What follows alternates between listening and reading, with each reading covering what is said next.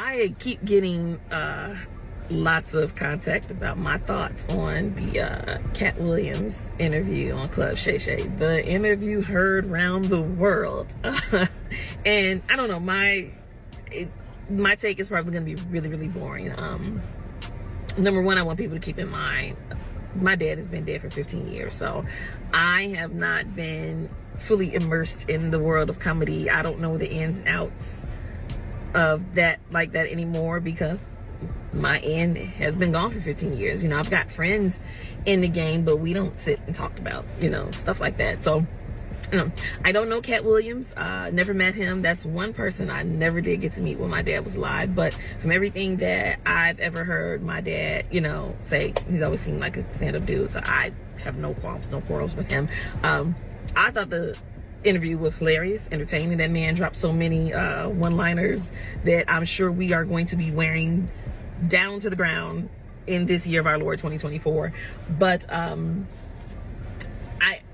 one of my biggest takeaways in watching people's responses was how people were kind of like, oh, that's kind of sad, like, outside of being, you know, tickled by it. And I've seen people say stuff like, it's like watching, you know, your uncles go at it and you're like, oh, why can't we all just get along? Well, I mean, because everybody doesn't get along. Like, I think that's one of the misconceptions about comedians, and I guess it's due to the fact that what they do brings so much joy to others, that the perception, the expectation is that behind closed doors everybody gets along, everybody it's love. And no, it's not.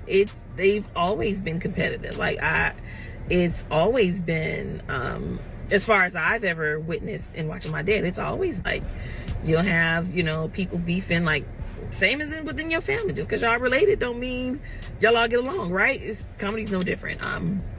But for me, Katt Williams has my utmost appreciation and respect for giving my dad his props and his flowers. And I felt like it was genuine. There are some people who have given, you know, my dad his flowers now that he's dead, that I'm looking at like, you know, doggone well, he wasn't doing that when he was alive. And that, not just famous people, just people all across the board. As my dad used to say, you ever want to be loved by everybody? You ever want to be special? Just die. It's real easy to give lip service when somebody dies and you, oh, they were so wonderful. And that's not how you felt when they were alive. But when Katt spoke of my dad, for me, I felt his heart. I felt that it was genuine, and I appreciate it. Again, it's been 15 years since my dad's been dead. If you follow me at all, you know I've said this repeatedly. Like, it does my heart good to know that my dad was a stand-up guy, that the man that I knew him to be was who he actually was to people. Because that's the thing, like, we can love people and think they one way and then find out later no. And I say, like, in 15 years, if he was an asshole, somebody by now would have been like, let me tell you about that mother. So that is not the case with my dad. Makes me so proud, and I just really appreciate what I believe the genuine love and respect that Katt Williams showed my father. It is so much appreciated. Much love and mad props to Katt Williams. I would love to sit down and just have a conversation with Katt Williams, because I think that is probably the most entertaining and gem dropping conversation I probably would have in my life outside of conversations with my dad. So yeah, so that's my take. Like I said, probably boring, but that's what I thought. Again, much love and respect to Katt Williams.